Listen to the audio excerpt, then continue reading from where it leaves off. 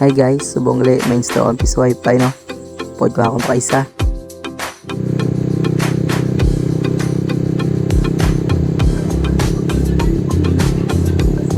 While going kami to gali, dapit may stop ay nagtanaw.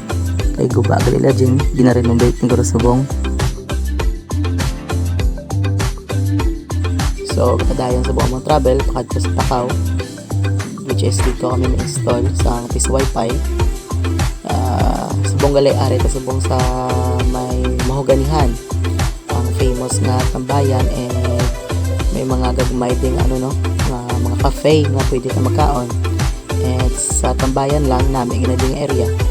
Sa gusto lang magpaliwaliwa, sa mga nature's lover recommended yan yung lugar. Kanami di isang views ang talamnan kag ang famous ding nga mga mahogani nga pwede ta makapabulubugnaw. Naka-arrive na kami sa amon subong takdang Peace Wi-Fi. Aragla akong bade akong pakaisa.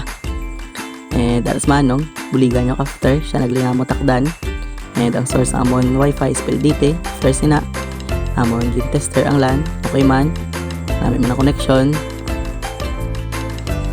Susubong plaster na akong ang TP-Link, which is amon na extender sa Peace Wi-Fi para makalabot sa mga layo nga balay. So muna ipakuha ko si Manong sang kawayan, lawi-lawi na tawag de. In cable tie na akon, secure na akon at pagka muna gali once magbutang tas ng TP-Link, dapat ang LAN cable nakaburambod sa gamay para safety kag layo sa butong. And also para ginipid na akon, gibutangan na akon mga electrical tape.